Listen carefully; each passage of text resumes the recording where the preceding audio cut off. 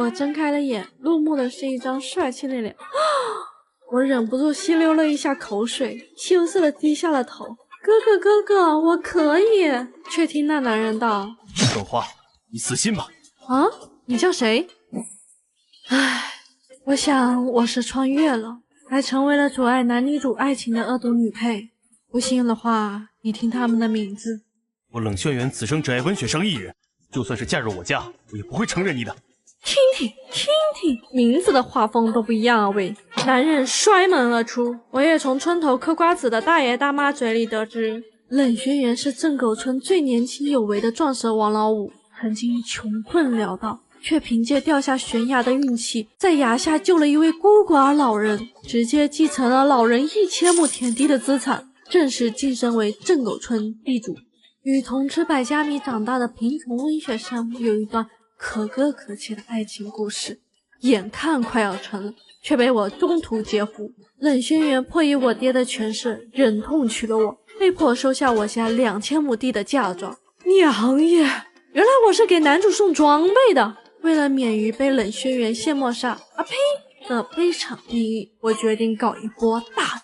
低矮破旧的小草屋前，温雪山正蹲在那栽花。虽然我不知道为啥温雪山家里穷得要上顿没下顿，却依旧有闲情在家门口的空地上栽种花草而非蔬菜，但不影响她是一个独特的女人。我勾起温雪山的下巴，女人。雪山愣了一下，春花姐姐，想要脱贫致富成为人上人吗？想要发财做梦开大机吗？跟着我！哎呦！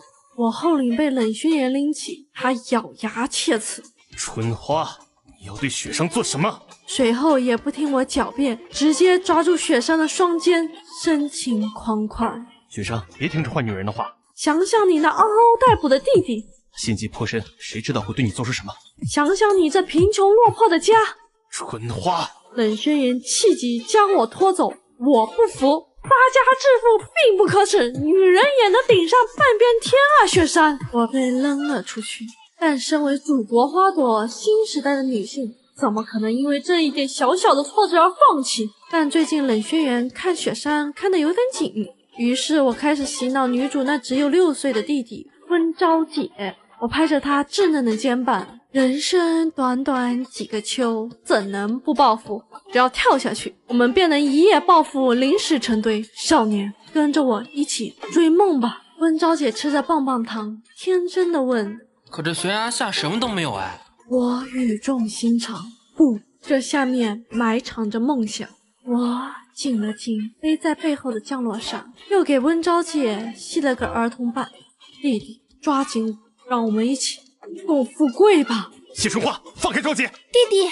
就这时，身后忽然传来了温雪山和冷轩辕的声音，我吓得手一抖，脚一滑，重心脱离了地面，下意识的随手乱抓，抓住一物，却于事无补，直接跌下了悬崖。不！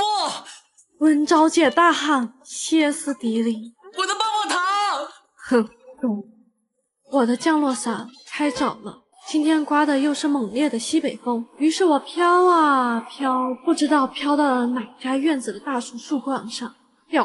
往下一看，便见一中年男人跟一贵妇感慨：也不知道我家女儿跟轩辕那小子日子过得怎么样。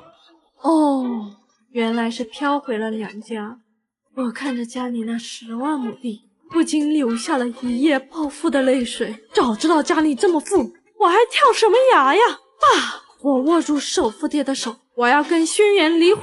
首富爹吓了一跳：他欺负你了？不，我只是单纯的见异思迁。有这2天资产，要男主做啥？养个听话的小奶狗，他不香吗？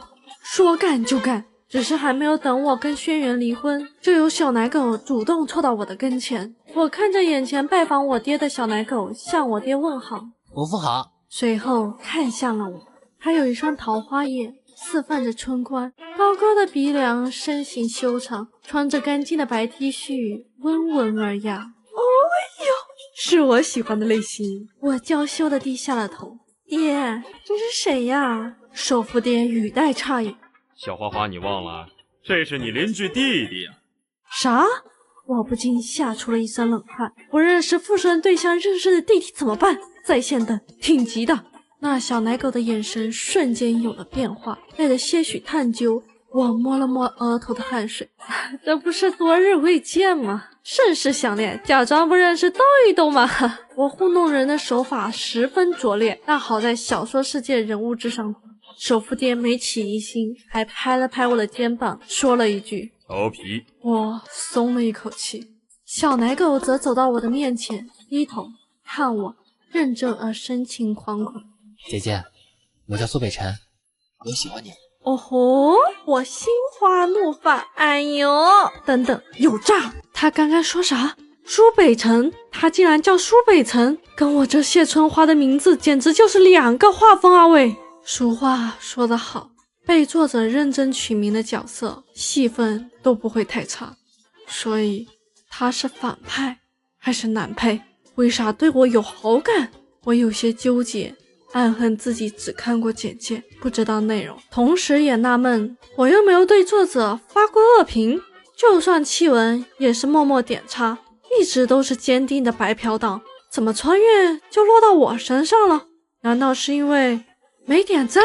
唉，白嫖也是一个高危职业啊，所以我因深陷在白嫖的愧疚中无法自拔，又拿不准苏北辰的身份，所以我推开了苏北辰，酷帅屌炸天的勾起了他的下巴。男人，姐姐不是你想追，想追就能追。哎呀，不小心唱起来了。我不再理会小奶狗，头也不回的带着娘家的工人们乘着拖拉机突突突的回到了婚房。到家时，夜幕才刚刚降临，我站在拖拉机上，看着正在门口吹冷风耍帅的冷轩辕。明天跟我一起去民政局。做梦！不要以为我们拜了堂就是夫妻了。你这个恶毒的女人，不过是掉下了悬崖，却害得昭姐丢了棒棒糖，让雪生担心的眼眶都红了。我是不会跟你领证的。哦吼！我迅速抓住了重点。我们还没领证？冷轩辕冷笑了一声。切，你想领证想疯了吧？我以45度角的快乐低头看他。你看过《小时代》吗？你知道吗？我们的生活就是这样，一场又一场永无休止的闹剧，而这闹剧该停了。我一挥手招呼身后的工人，指向冷轩辕，把他扔出去。没领证还敢跟我拽？没了争夺家产顾虑的我彻底解脱了。冷轩辕，我就让你看看什么叫有钱人的碾压。工人们上前威武雄壮。大小姐，你只说真场面，没说动手扔人，得加钱。我恨铁不成钢，气势呢？不能先一致对外，再内部斗争吗？有没有一点团队精神？工人头头似乎看出了我的想法。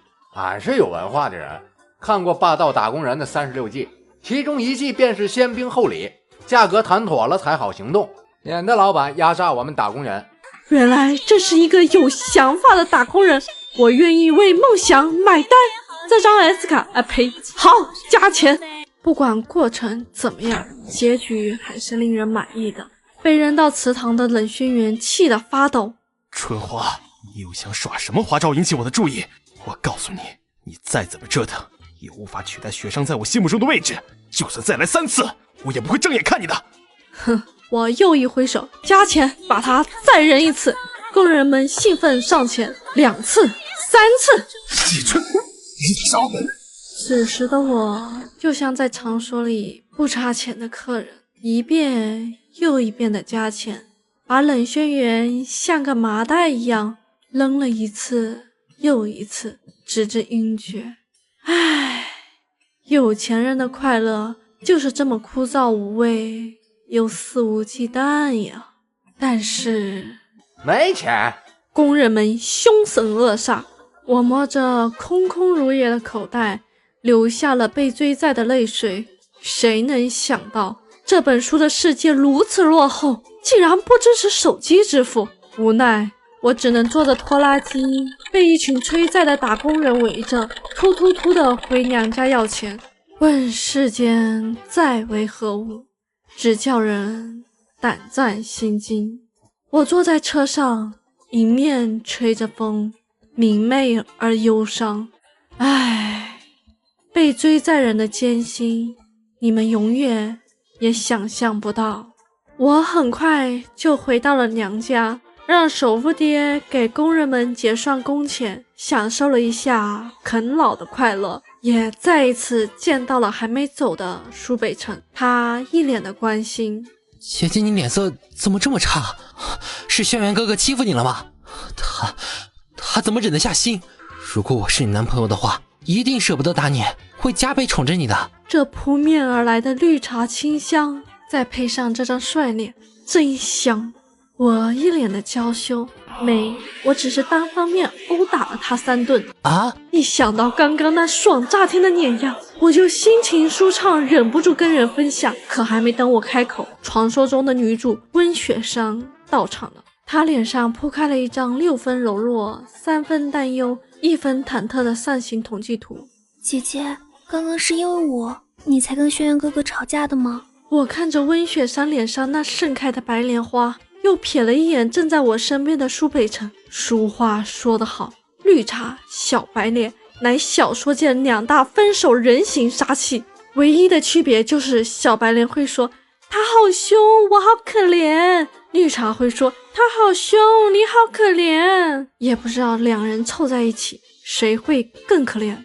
说干就干，我抽出一块小手帕倒在了苏北辰的怀里，试图引战。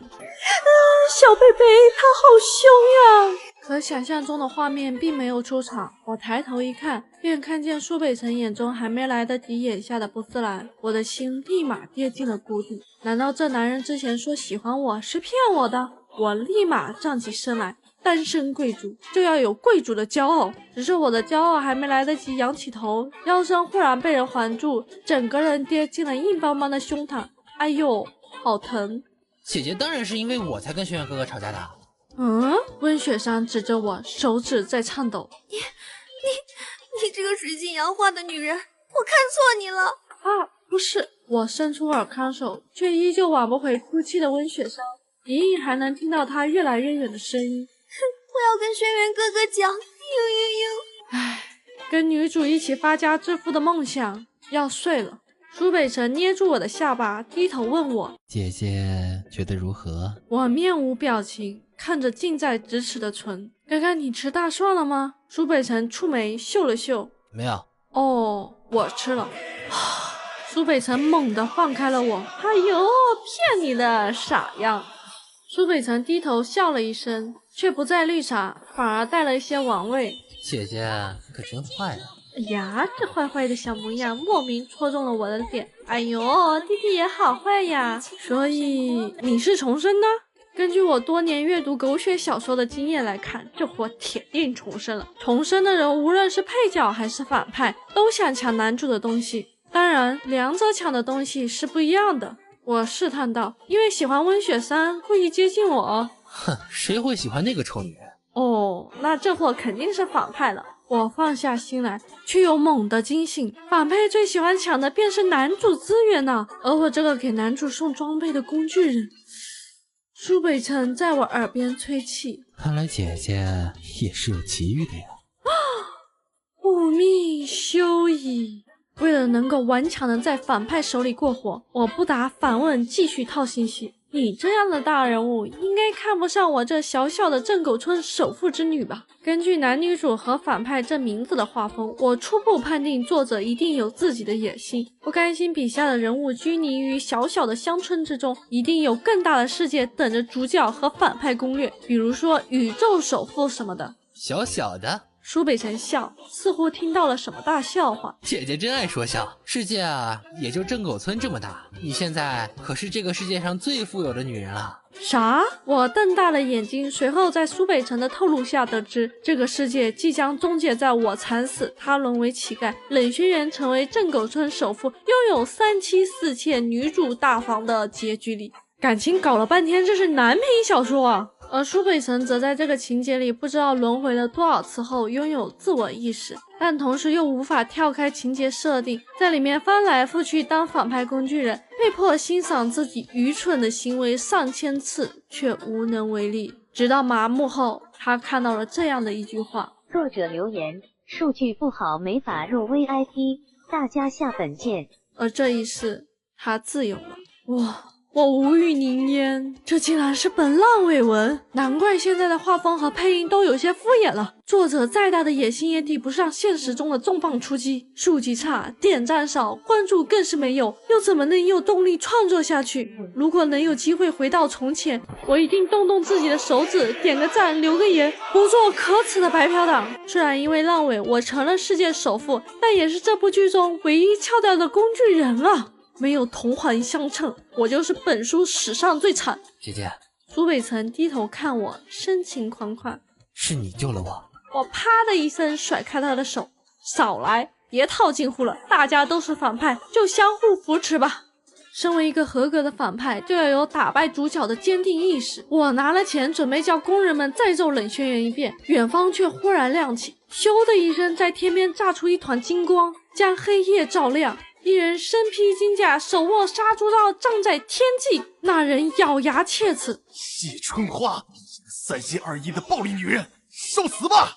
是冷轩辕。苏北辰十分惊讶：怎么会？不是还要过一段时间冷轩辕才会变异杀了你吗？怎么现在？啥？我一脸懵逼，不是乡村爱情故事吗？怎么开始玄幻了？好了，编不下去了，加快情节结局吧。你终极进化，战神。还是往沙雕玄幻的方向开始改。哎，等等，杀猪啥意思？我去你！苏北辰拦在了我的前面。看来是因为你的出现导致情节崩溃了，他提前变异要结局了，快走，我护着你。光芒四射，我有些睁不开眼，但苏北辰的身影却在这一瞬间变得高大，我忍不住伸出手。超级进化，护猪使者，荧光大战！我被苏北辰进化的光弹飞了出去。你妹妹啊！耻辱，这是赤果果的耻辱啊！诶，我为啥要念赤果果？哦，大概是为了过审吧。过审你个头！这次我不反了这个作者，我就不姓谢！我去你！口，时间停滞了，我似乎看到了一束光，光下有一排字：审核章节敏感词过多，单所章节要求修改。我成功了！四周的景色化开，苏北辰的脸重新出现在了我的眼前。姐姐，他低头看我，深情款款：是你救了我。哦，情节重置了。忽然大地震动，土地裂开，悬挂在天边的月亮越来越近，即将撞向蓝星。咚！一声巨响，白光闪过，我又看到了一段话：月球与蓝星相撞，世界毁灭。完。作者留言：谁也不能阻挡我烂尾的决心。修后章节不能少于原先字数，补字数。我想喊出禁词阻止，作者却早有准备，不给我留下丝毫的机会。我坠进了黑暗中，哐当一声，黑暗化去，有光照了进来，四周的景色开始有了变化。我趴在床上，手里拿着手机，风扇吱呀呀的吹。这是我的房间，我回来了。手机上还显示着穿越前的画面，是一部小说《决战天珠》，原名字霸总的爱，108胎娇妻淘，名字很霸气，文章很短小，读者留言更是充斥的烂尾2个字，而其中一个长篇留言旁边是我不小心点出去的赞，我打了个机灵，立马取消，并给作者点个赞，求不穿越啊！这一股气，哼，反正我不姓谢。屏幕上忽然跳出一行字：恭喜成为第250个点赞的幸运观众，收获穿越大礼包1份。啊！姐姐，不是不要我了吗？作者误我！姐姐，我低下头看着他的脸，是你救了我。他拍开了我的手。少来，别套近乎了，大家都是反派，就相互扶持吧。风拂过，吹乱了他的发，衬着他的脸，越发的冷淡。他不相信啊。也是，他或许永远都不会明白，一遍遍体验自己悲惨愚蠢的命运，被天道挟持着走了绝望与痛苦，也不会知道，当他背着降落伞飘过我家的大阳台，落在隔壁的大树上，那股挟持我的力量发出破裂声响时，我的喜悦。他是情节破坏者，却也是我命中的救赎。一如那天，他转头看我，莞尔一笑，如春日暖阳，万物生长。爹，这是谁呀？小花花，你忘了，这是你邻居弟弟呀。在那一瞬间，我明白了，他不是愚蠢的谢春花，而是我黑暗命运里的此生所求。姐姐，我叫苏北辰，我喜欢你。